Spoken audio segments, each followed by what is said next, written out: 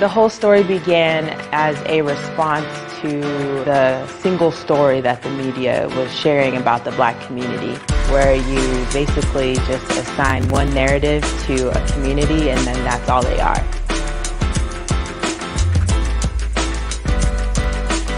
Hi, my name is Rachel Egboro and I'm director, curator of The Whole Story, where 5 individuals share personal stories to expand Black narratives. There's a lot being said about us, so I think it's important to have narratives that are strong and rich and counter narratives of what's mainstream. Being Black in America is being as authentic as I can be. Stories inherently create empathy with the people that they're shared with. Tamir Rice happened in Cleveland in 2014, so that could have been me, really just a kid playing with a toy. When people in the audience who don't look anything like the people who are sharing their stories, they can listen and connect with the experiences, the feelings, the emotions shared that's behind the stories. My story was a journey throughout my life. In all of those different instances in my story, I was one of few Black people. I feel like it's really important for African Americans to start telling their stories more so that we know who we are. It's always important to just hear individual experiences because those individual experiences add to the whole story. Welcome to The Whole Story Part 2!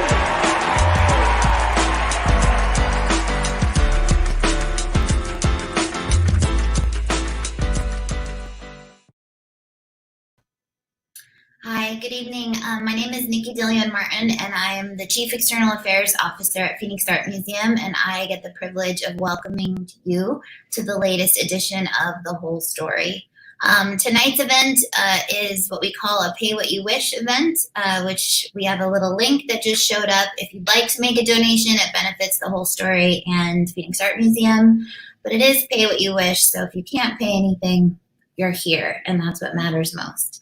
I really wish I was not doing this from my empty guest bedroom and was instead at the museum with everybody, but unfortunately we can't. So I'm really grateful. I'm extra grateful this time for everybody who has shown up and to create a virtual community in this time of social distancing, and also showing up to be a community that amplifies Black voices and Black stories at this really important and extraordinary time in our history. This is the point where I normally would immediately turn things over to Rachel, but before I do, I'm gonna say a couple things about her. So Rachel Egboro is The Whole Story's creator, director, and curator, and a fabulous storyteller herself and young professional. I think the world of her anyway, but now I get to extra think the world of her and to congratulate her on behalf of the museum for being named one of Phoenix Business Journal's 40 Under 40 for being a dynamic and innovative young professional. So extra love and huge congratulations to Rachel.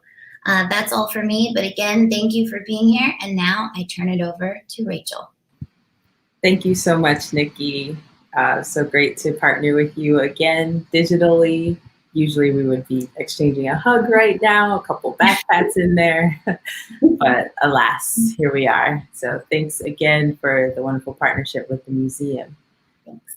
So between the pandemic, protests, politics, it's hard to stay connected. I know you all feel this way of just wanting to disconnect, zone out, and watch Netflix all weekend. That's certainly what I have felt like doing and have definitely done.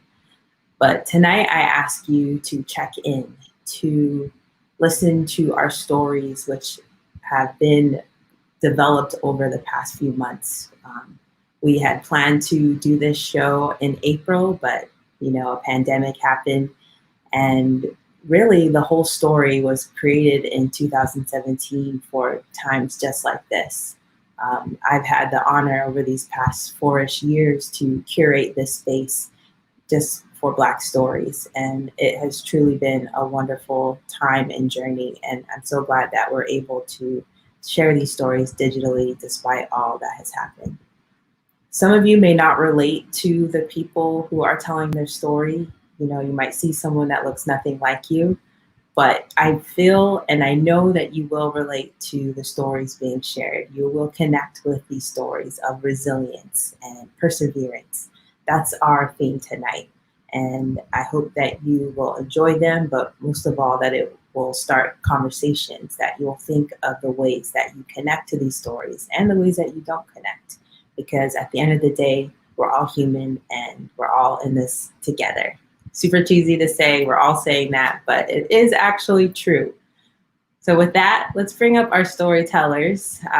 Chrystal, Rodney, Jason, join me on stage for this call and response that my uncle taught me from Nigeria. It goes a little like this. And for those of you at home, the instructions are at the bottom of the screen. So we'll just do one quick run through. I say story, story. You all say story. You only say story once. I say once upon a time. You all say time. Okay, great. You all at home, you guys got it. Storytellers, you got it. Let's do this one more time. Let's get all on the same page. Story, story. Oh, sorry. Story. I think I messed it up. No, I didn't. All right, let's do that one more time. Rewind. Okay. Story, story. Story. Once upon a time. Time. Great. What I love about that exercise, it gets us all on the same page. It gets us ready for a great story. So first up, we have Chrystal Stewart, who I'm so glad she's joining us again. She's actually been on the stage before at Whiteman Hall at Phoenix Art Museum. And she told this whole story part 2 way back in 2017. So I'm so glad, Chrystal, that you're here with us, sharing your story, Raising Me. Take it away. Okay, so when I was around the age of 8 or 9, I learned very quickly to clap back. You may not know what clap back is. That's bagging, that's roasting, playing the Dirty Dozen. And between my older siblings and a host of cousins, this was like a necessary skill that you had to have. You had to have it. And let me tell you, I was an easy target. I was skinny with a big old head and a big old butt. So, and this was one of the lines that they loved to use on me. They would say, "Chrystal, you look like a toothpick with an orange on your head and a booty that goes, boom, Jamaica." Like that was their line all the time. And I didn't have time to actually come back with any sensitivity or crying or anything like that. I just had to say something back. So this is how you clap back quickly. So I come back with them and I say, "You know what? I don't know why you even talking with your nappy head, looking like Aunt Jemima Tell." And then they would come back right back at me. And they'd say, "Don't try to bag with them crusty feet looking like you've been kicking flour." And then I clap right back. "Okay, all right, I see you. Looks like you've been eating flour because you got crusty lips." So this was like something that we constantly did all the time. Like, and it was never any love lost. Like all day long, this is what we did. Just clap back, clowning, roasting each other.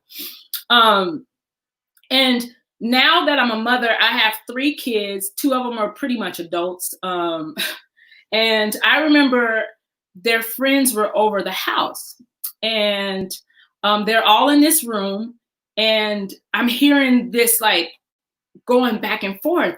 And like, I'm telling you the stuff that I was hearing, like if I had pearls, I would have clutched them because I'm like, "Oh, what is going on?" So this is some of the stuff I heard. I hear my son say, "Man, dude, you look like a burnt Jiminy Cricket." And then his friend would come back saying, man, be quiet. You look like a Tootsie Roll with a jacket on top." And then his other friends, "You just mad because you look like a peeled back peanut." Like this was going back and forth. And then I heard them say something about Instagram. And so when I heard them say Instagram, I'm like, okay, let me check with my son. What are you talking about? So I asked him, like, "Yo, what are you saying? What are you talking about?" And so he starts showing me his scroll of his pictures. Y'all, in this particular scroll, there were roaches with his friend's face on it. There were Tootsie Rolls. There were peanuts with someone's face on it. Like, it did not stop. A burnt hot dog. I even saw a burnt hot dog with his friends. And yeah, I was so nervous. I was like, oh my gosh, I was not ready for this.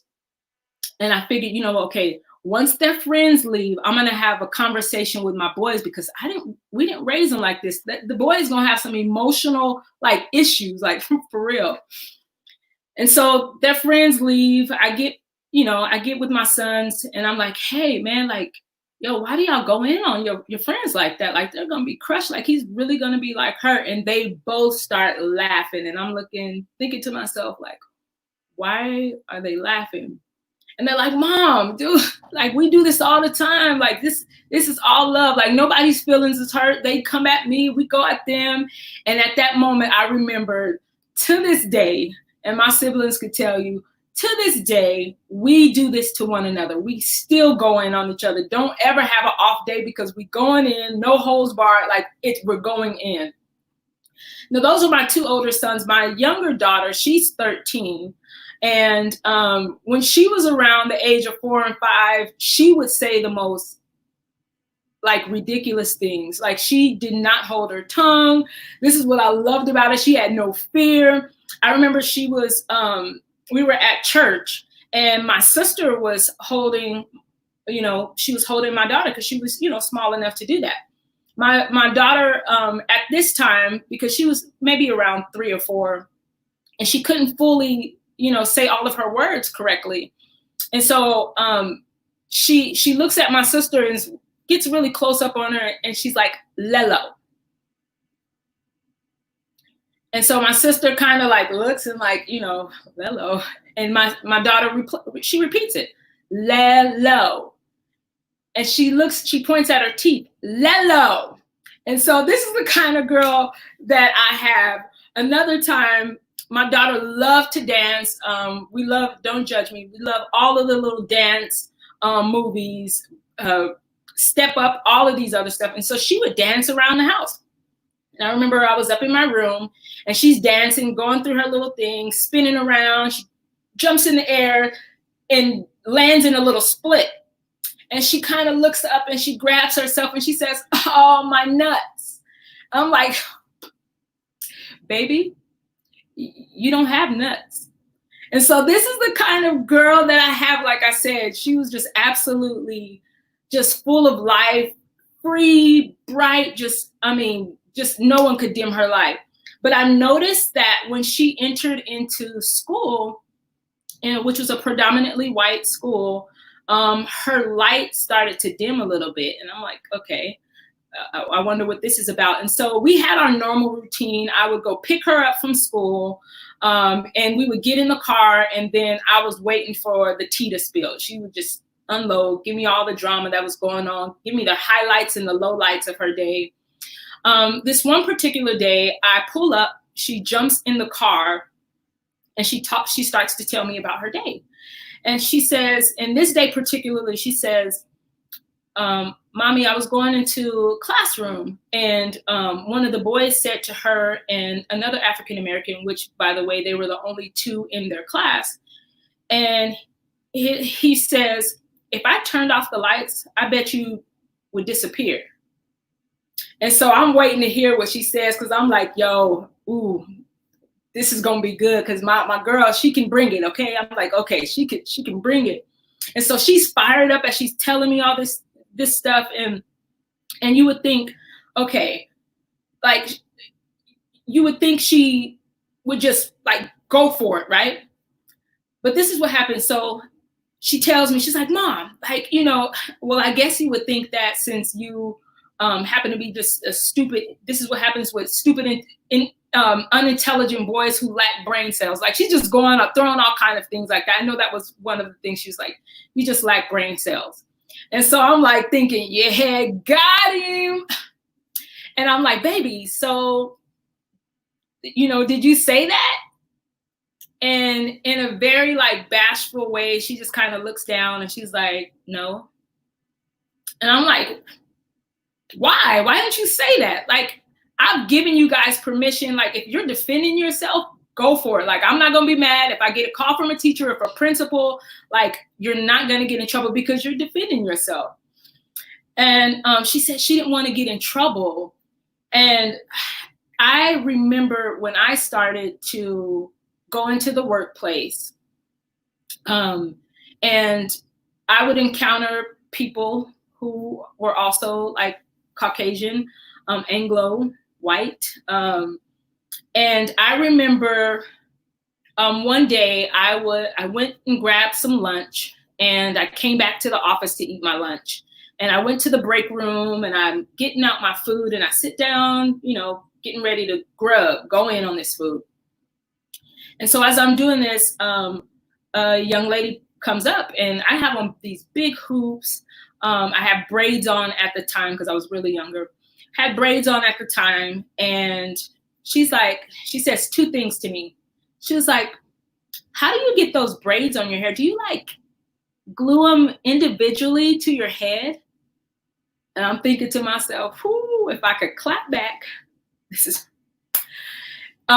so I didn't say anything to that. And then she comments on my hoops. Y'all can tell I got big hoops, and I love big hoops. That's just, it reminds me of Angela Davis. And she's like, "Oh my gosh, your earrings are so big. I bet you I could put my fist through them." And so that time I'm like, okay, I won't clap back, but I'm definitely going to respond. And so I just looked at her, and I'm like, yeah, they are big. I love them. They're my door knockers, and, you know, just to kind of make light of things. But inside I was so irritated. And I remember, and so as I'm reflecting on my daughter, I can see why she hesitated, because this is what I constantly have to do, is I have to hesitate, because if I clap back, that's going to be too harsh. But if I come back, if I just make a response, then it may blow over. And we have this hesitation. Like, I had this hesitation because I encountered another gentleman like a couple of years later, and he was talking to me about a young lady on this documentary, and she was talking about the injustices that happened. And she was saying how she just, you know, and I quote, she was like, "This is bullshit. This is bullshit that we're going through this. This is bullshit that we are facing mass incarceration." She's just going down the list of all of these injustices that we as people of color experience. And his response, as he's telling me the story, and I'm, you know, thinking, where's this going to go? And he says to me, "Man, she just sounds like a bitter Black woman." I'm thinking, what? At that moment, I couldn't even say anything back, because I knew whether it was a comeback, whether it was a clap back, it was not going to be good.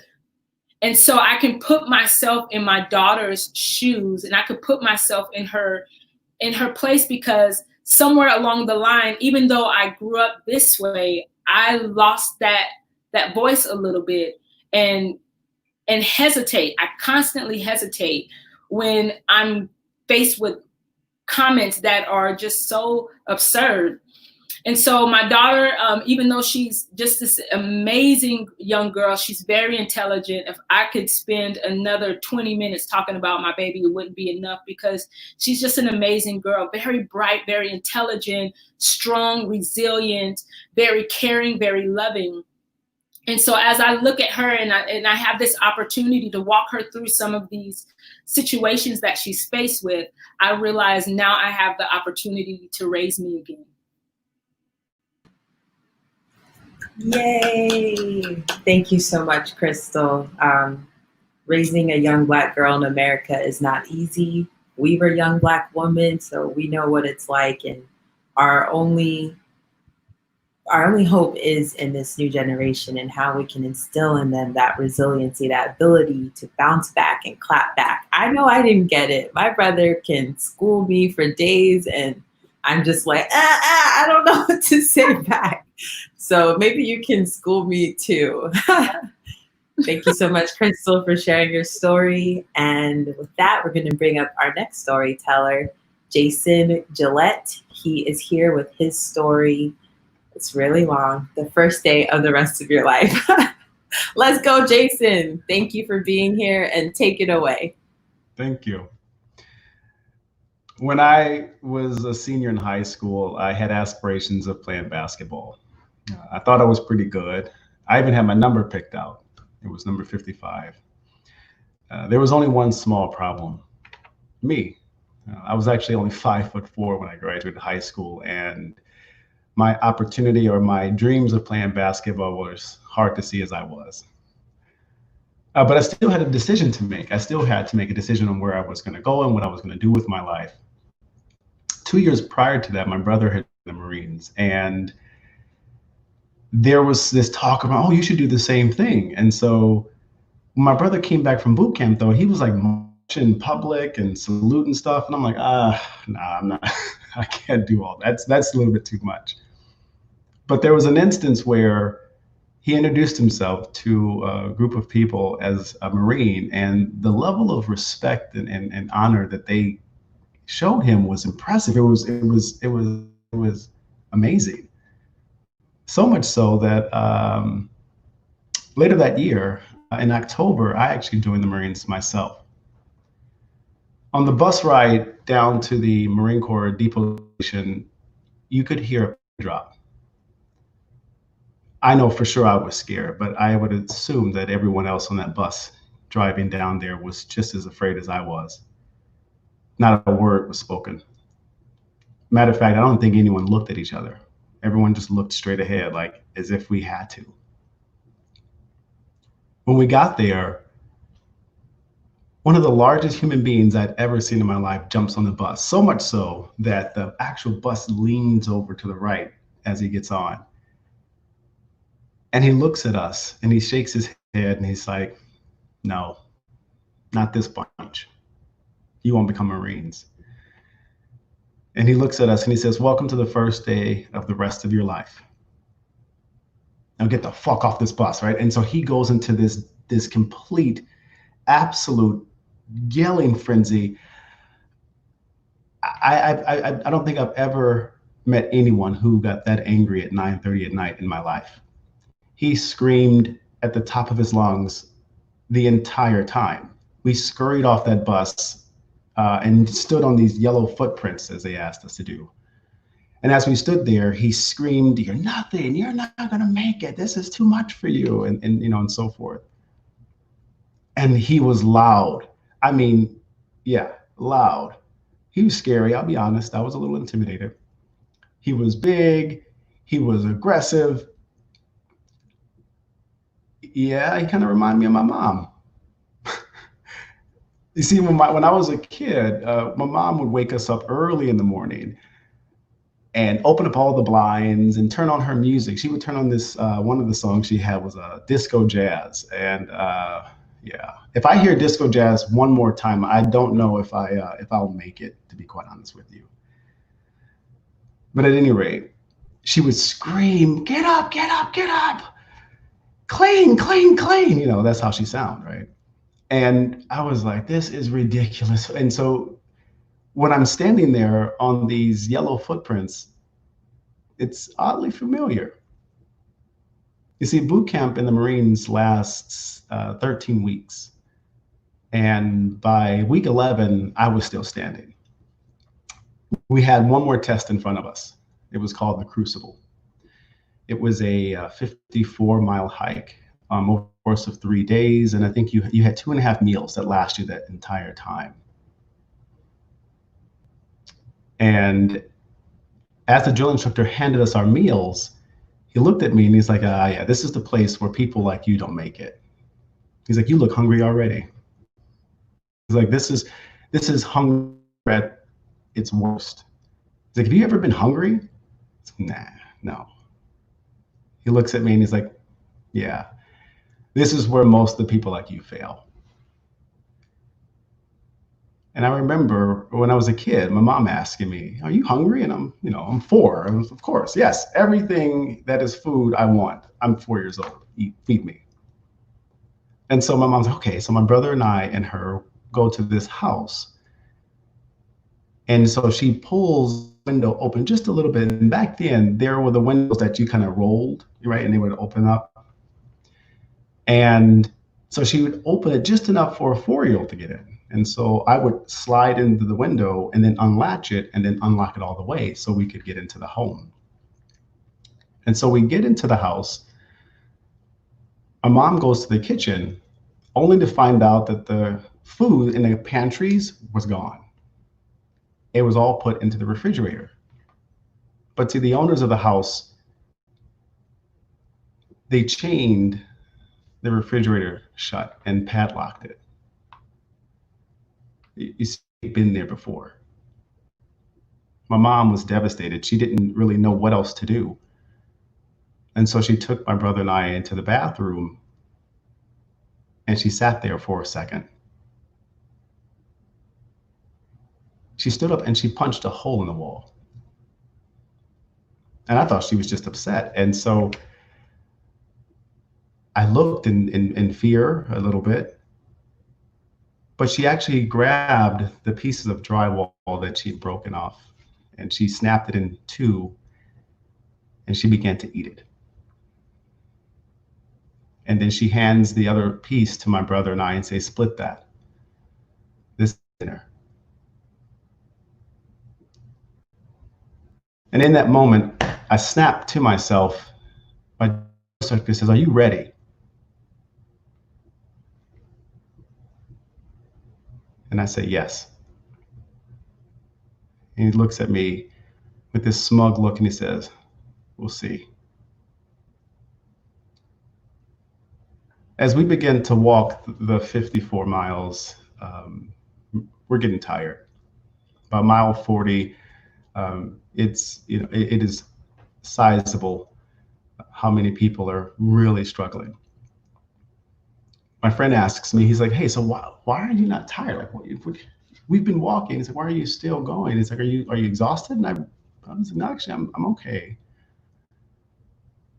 And the reason why is because as a child, when I was young, we didn't have transportation. And in most instances, we were homeless. And so we walked everywhere. Matter of fact, my mom taught us how to walk from bus stop to bus stop so we can understand how our route would go. So that way we never got lost, like checkpoints. And so we got to the point where we got to the mountain, the Piece de Resistance. It was about a half mile, almost straight up, it felt like. And at the end of 54 miles, we had to climb this intimidating loose dirt mountain. And I'm putting one foot in front of the other, trying to make sure that I can get there. I'm exhausted. My buddy grabs a hold of my pack because he's getting tired, and I grab his sleeve of his blouse, and we both kind of manage our way up this mountain. When I got to the top,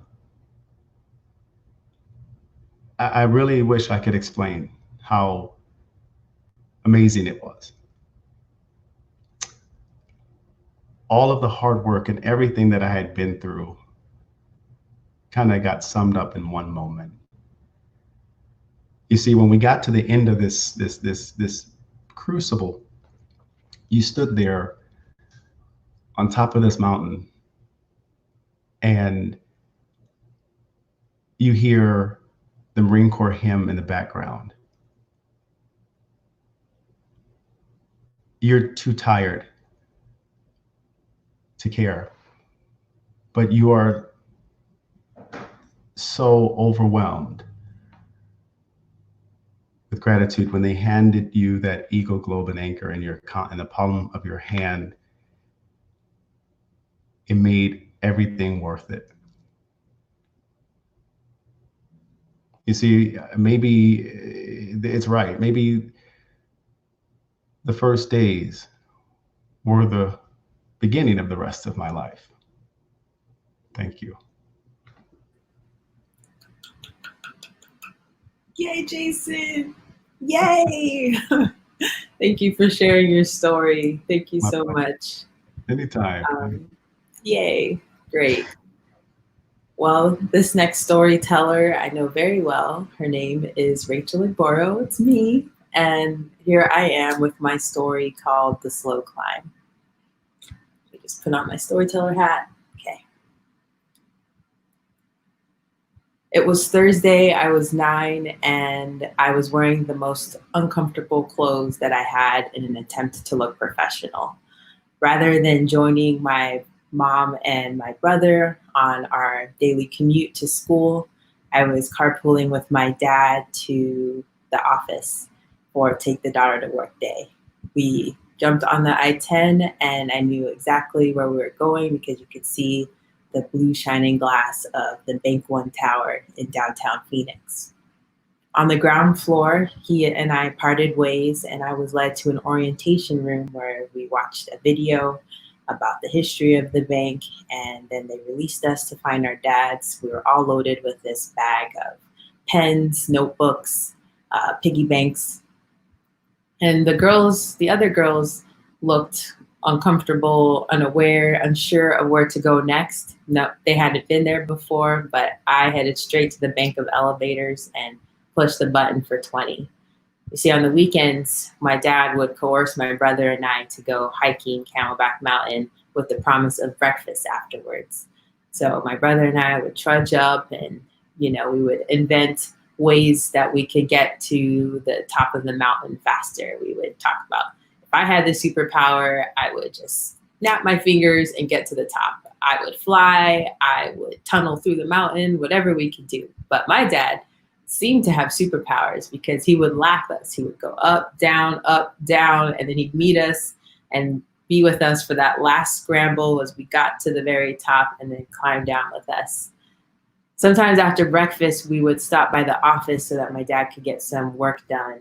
And I'm not sure what was so important to get done on a Saturday afternoon, but as soon as we hit the 20th floor, my brother and I would just disappear into this sea of cubicles. We'd hunt for candy, we'd play for toys on people's desks, and study family pictures. So that first time that I was there to actually see the floor in action was that day on Take the Daughter to Work Day. The lights were on, bustling, people everywhere. And I must have looked confused because the receptionist took pity on me and led me to my dad's corner office. And then he and I spent the rest of the morning touring the building. And everyone that I met, from the security guard on the first floor to his secretary, all said how funny my dad was and how no meeting could begin without him breaking the ice with some sort of joke. So we're gathered in front of my dad's office and some coworkers are there, his secretary, and she looks at me and asks me, "Have you heard the one about the chicken and the pig?" I hadn't, and my dad needed little to no encouragement to launch into the joke. So the chicken and the pig decide to go for a hike. Pig was really excited about it, loves hiking, and he wanted a buddy, so he asked Chicken to go with him, and Chicken obliged.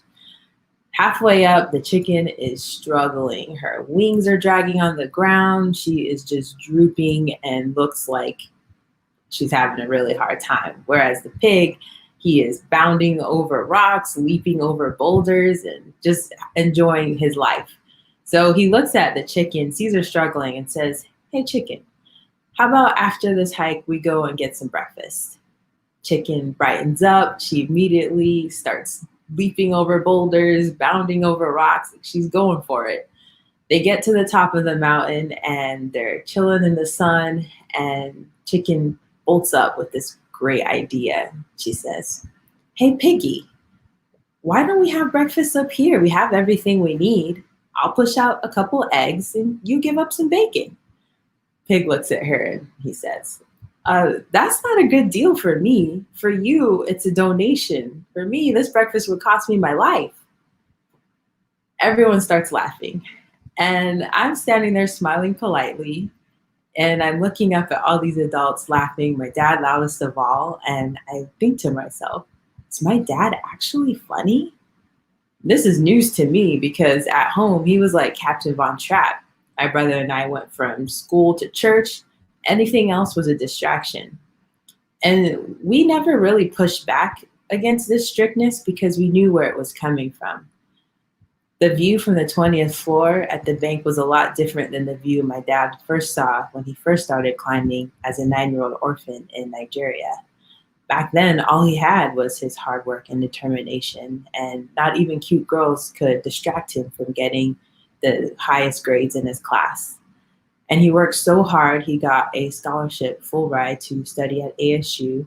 He earned his undergrad, his MBA, got his job at the bank, married my mom, got a house, 2 kids, and a cat, you know, the American dream.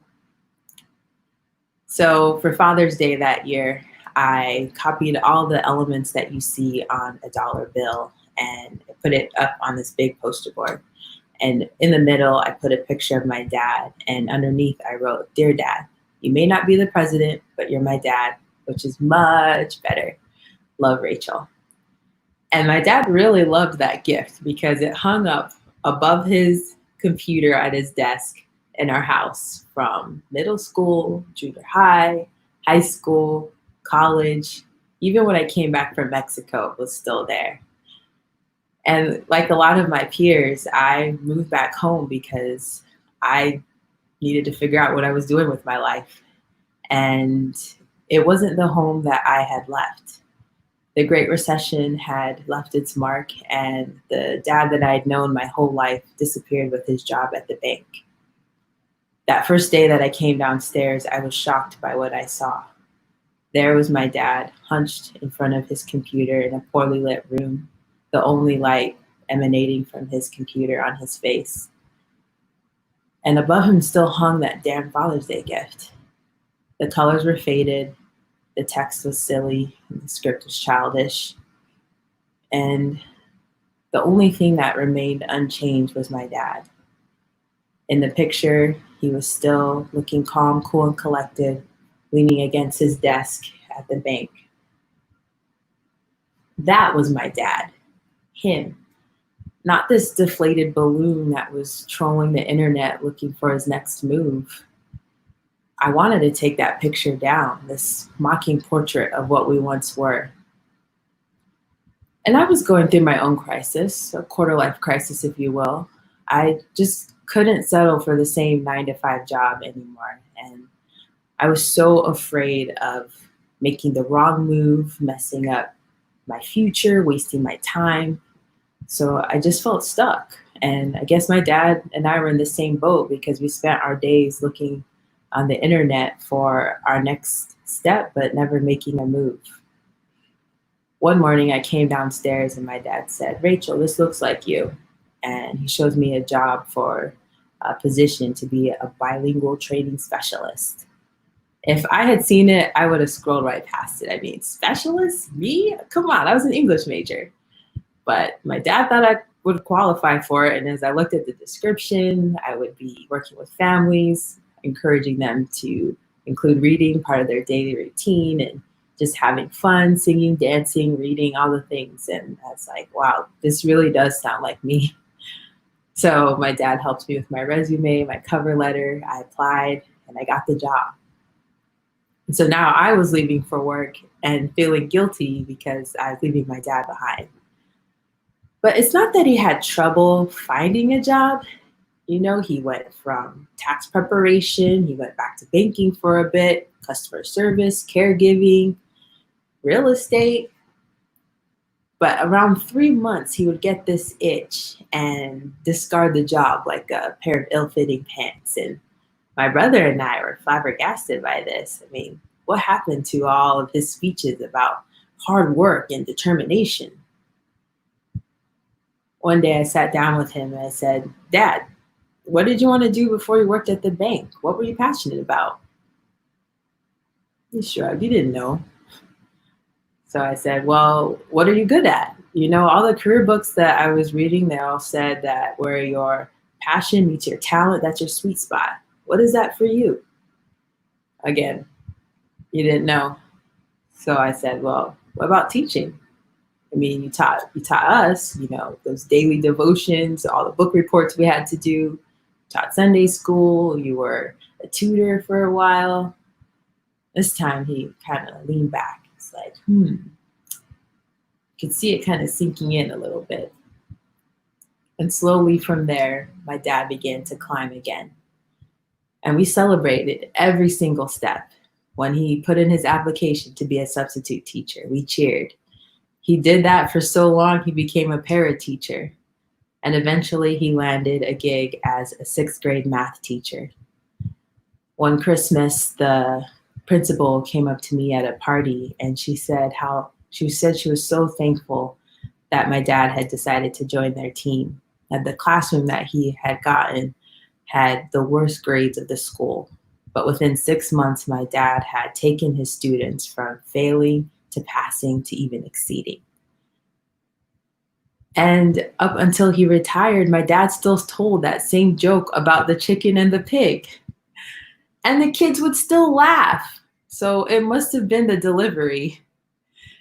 And when the laughing would die down, my dad would say, the moral here is you have to be willing to give up everything to get to where you want to be. My dad started from the bottom, and now I'm here. Thank you for listening to my story. All right. So I am fortunate and thankful to bring up our final storyteller, Rodney Lofton, with his story, Run Till I Finish. Thank you, Rodney, for being here, and take it away. Thank you, Rachel. Good evening, everyone. I'm Rodney, and growing up, I knew that I was a little different from the other boys in my neighborhood. While they were outside playing roly-poly and football, I was sitting underneath my Aunt Jetty in the house watching grade 8 movies and watching shows like the Carol Burnett Show and Sonny and Cher. And I just got lost in this whole entertainment industry. And I said at an early age, that's something that I want to do.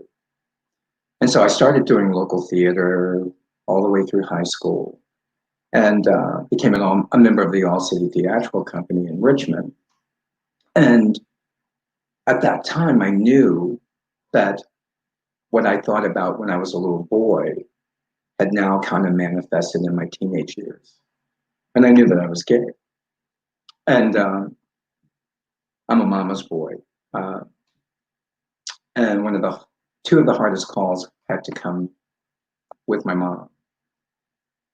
So I was watching an episode of Dynasty, which came on Wednesday nights at 9 o'clock. My mom had sent me to live with my dad from Baltimore because I had a failed suicide attempt after struggling with my sexual identity. And my mom wanted me to have a male figure in my life. And although they weren't married, they were the best of friends. And so I went and I stayed with my dad and his wife. And I was empowered and emboldened by this episode of Dynasty where Stephen, the gay son, introduced his partner, his boyfriend at the time, to his father, Blake Carrington. And I decided to call my mother long distance and share with her that I was bisexual. And I believe that would have been the easiest pill to swallow rather than coming out and saying that her only son was gay. And my mom cried. And I never liked hearing my mom cry because it always came across as a sense of disappointment or letting her down. And my mother said through her tears, she said, I always knew. I just didn't want to accept it. And I said to her, why didn't you tell me? Because it would have made it so much easier to deal with. And she shared with me, she said, we need to talk to your dad this evening. I'm certainly going to give him a call tomorrow and we're going to talk through this and work through this. So I invited my dad into the den and I said, I need to talk to you. And we sat there and I shared with him, I said, Dad, I'm bisexual. And so for the next 20 minutes, my dad looked at me and I looked at him and we didn't utter a word. And he finally said, I think you need to go to bed. And so I thought that was my cue to go. So for the next 48 hours, everything seemed fine. I thought, well, I dropped the bomb. No one thinks anything else about it. No one has said anything else about it. So it's pretty good. So my dad's wife didn't want to fix dinner that Friday evening, and so we had to fend for ourselves. And so we went to the local McDonald's, and we were just talking about school and work, and I was sharing stories with him, as I always did. And then suddenly he stopped the car and put it in reverse. And out of left field, he said, you mean to tell me you'd rather spend your time with a bunch of fags than a group of young ladies like that? And he signaled to the bus stop where a couple of young ladies were waiting for the bus. And it kind of caught me off guard. So I just simply said, after regrouping, Dad, I said I was bisexual, not gay. And he said, it's all the same. So my dad and I kind of parted ways at the age of 16 for a little bit because he eventually put me out. And it was difficult for him to actually deal with his youngest child being gay. He was able to graduate school and still eventually pursuing this dream in my head, or in the back of my thoughts now, that I would be in the entertainment industry. And so in 1992, I had the pleasure of meeting the late author, Elin Harris, who wrote this incredible book called Invisible Life. And for someone of my generation, he was the James Baldwin of Black writers, specifically Black gay writers. And had the pleasure of meeting him. And we eventually became friends. And I shared with him during a number of our talks, I want to move to New York. And he said, Rodney, he said, the PR company that's doing my PR, the president is looking for an assistant. And he said, I can put in a good word for you if you'd like. I said, that would be great. And so I planned the interview the end of June in 1992. And the reason for that is because the end of June is always Gay Pride in New York. And I figured I could kill two birds with one stone. I could go to this interview, and if that didn't work out, at least I had a fun-filled weekend at Gay Pride. Well, that Monday, before I left New York to head back to Richmond, Virginia, after the interview, I got a call saying that the job was mine and the official start date and everything. And I really didn't care about salary. I just excited that I had this opportunity. And so I moved to New York in August of 1992, 2 months later. And I was living my dream. It was grunt work, it was paper pushing, but I loved what I was doing because I was part of something that I had envisioned when I was younger. And during my time in New York, I also fell in love. I met someone that I thought, hey, I am now 24 years old. I'm doing what I want to do. I found someone I'm going to spend the rest of my life with, as every young gay man has this version or vision of what love is all about. And in the back of my mind, something that I started at the age of 18, after being in high school, just kind of backtrack a little bit. There was this virus that everyone was talking about. And it was called HTLV3 at the time that I was in high school. I was a junior in high school. And it was this disease that was affecting white gay men. And the only commonalities that we had were that we were both gay. I wasn't white. And the images that I saw on television or the newspaper articles that I read didn't share the stories of people who looked like me, Black people. So I felt it's not going to happen. So fast forward to New York, I always decided to take precautions anyway. I decided to always get tested annually. And I figured that here I am, I met the man of my dreams and I'm going to spend the rest of my life with him. So I might as well go the normal course and go for my physical and get my test results. So right in November of 1993, one of the groups that I represented in the entertainment industry was a group called Riff, from the motion picture White Men Can't Jump and Lean on Me. They did the Fair East song. And right before that, I went to be tested. And the young lady who I met, her name was Janine Deeks. And she assigned me a piece of paper and I went through the test, the lab work, and she said, the test should be back in a couple of weeks. And I said, that was great. I had a trip coming up to California. And I was really excited because I got an opportunity to get my group Riff to sit in with the posse on the Arsenio Hall show. And my mom videotaped it on VHS tape. And I was able to ask Mr. Hall for an autographed picture for my mom because she was a big fan of his. And so headed back to New York and kind of poo-pooed the idea of getting my test results because I knew that they were negative. And so I got a call from Janine sharing, hey, it's been a couple of weeks. I need you to come in and get your test results. We don't deliver the test results over the telephone. So I pulled myself out of bed and put on a pair of green denim jeans, a Born Americans t-shirt, because that was a group that I represented at the time, black baseball cap, black backpack, and I headed out the door. And so I made my way down to 28th and 9th in New York City, 28th Street, 9th Avenue, New York City Health Department, to meet up with Janine Dietz once again. And when I entered her office, we exchanged pleasantries. I shared the trip with her and how excited I was that Christmas was coming up because I was going to present my mom with this autographed photo of her favorite celebrity. And so Janine asked me for the card that she had given me a couple of weeks prior. And she looked at it, and the number that was on the card was 1277597.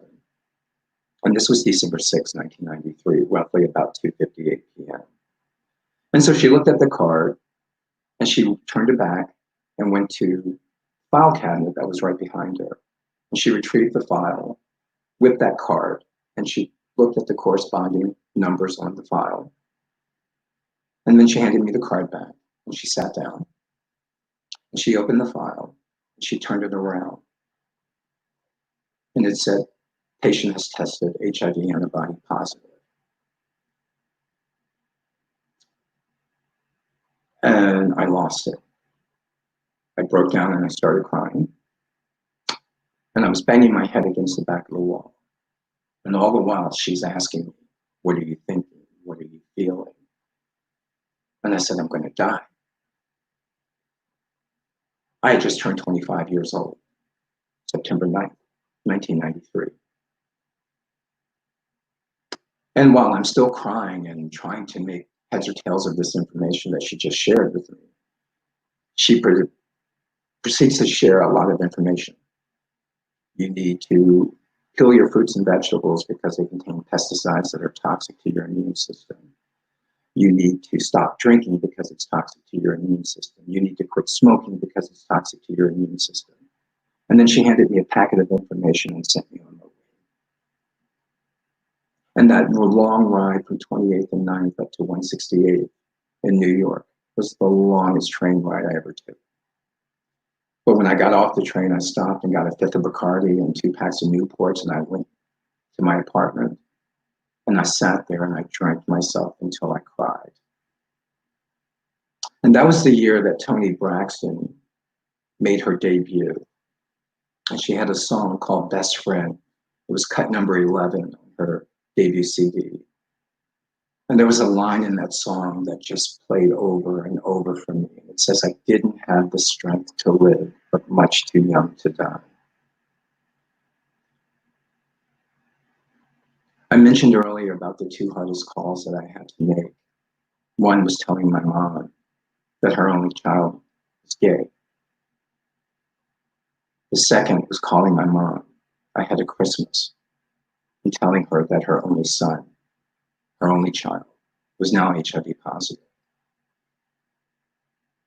And there's something about a mother's love. I heard her voice, and through the drunkenness and the tears, I heard her say, what's wrong with you, boy? And I told her, and I said, I tested positive. And I'm sorry I let you down. And to know this woman who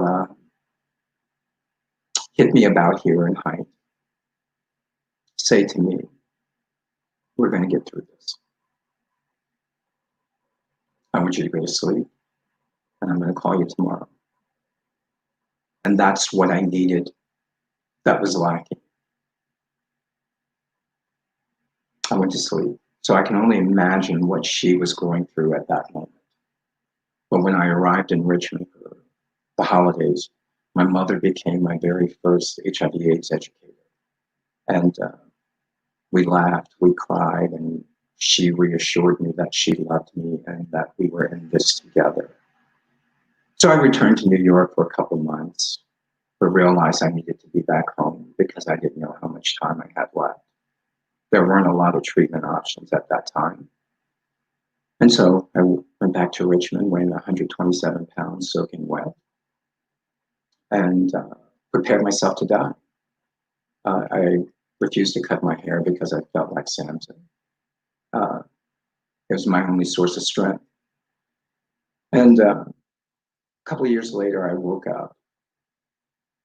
I had to go for medical appointments, and I met this incredible gentleman by the name of Bob Higginson, who was my physician assistant, my medical provider. And I guess he sensed, or by my expression, that I had resolved that I was going to die. And he said, "You take care of you. I got this." And so, much to the happiness of my mom, I called my best friend, and he came and buzzed my hair, and I started to live. So I committed myself. I had a wonderful family that supported me, and a great medical provider who told me everything was going to be okay. And so since 1997, I've been doing HIV/AIDS work.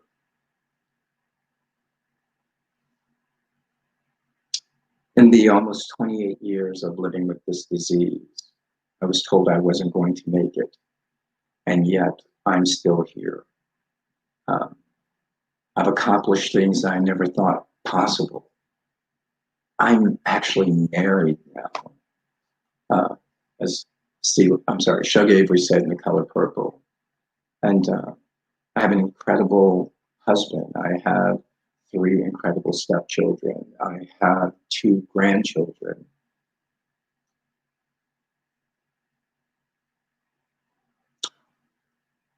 Where we are now with HIV disease, it's no longer a gay disease. It's no longer a white gay man's disease.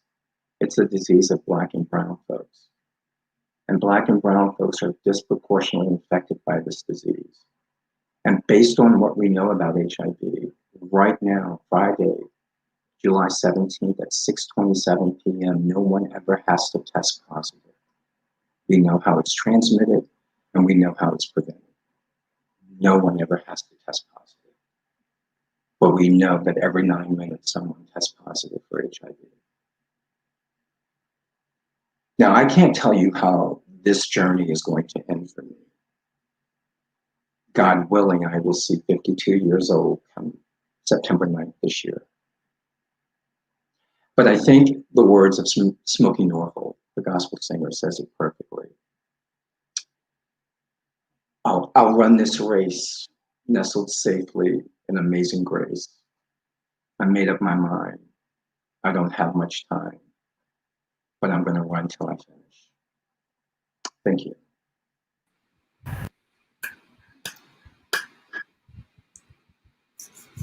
And we're running with you, Rodney. Thank you so much for sharing your story. Thank you. The phrase "now more than ever" is thrown around quite a bit these days, but now more than ever, your story is incredibly important and incredibly timely. Thank you. Thank you for honoring me and this space with your story. So tonight you heard stories of resilience from a mother raising her young daughter. You heard from a man who overcame homelessness and conquered the Marines and now is giving back to his community. And you heard from a woman who took some lessons from her father and continues to climb. And you heard from our final storyteller and how a diagnosis became his life's mission. These are stories of resilience and struggles, but these are stories by people who happen to be Black. And until Black Lives Matter, we will continue to be telling our stories to be whole. If you want to support our efforts, follow us on social media at The Whole Story Show on Instagram and Facebook. Also subscribe to our newsletter on our website at thewholestoryshow.com. And with that, let's bring up our storytellers for a final bow. Rodney, Jason, Chrystal, why don't you all join me on stage? Hello, guys. I hope you're feeling great and feeling proud. I know the crowd is clapping. I know you're getting a standing ovation. I'm clapping for you. Thank you all for being here. I've got some comments. So beautiful. Thank you, each of you, for sharing your stories. Thank you, Onita, for sharing. Samantha, incredible. Thank you for your vulnerability and work towards advocacy. And any more? There are a lot of comments. Crystal, thank you for sharing your vulnerable story. I'm sure that's for you, Rodney. To each of you, I'm blown away. I'm so honored and so thankful that you're here. Let's do a final bow. Yes, you're welcome.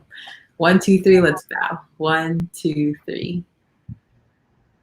Let's do it again because everyone's clapping and cheering. I know they are. I can hear it in my spirit. 1, 2, 3. Thank you all.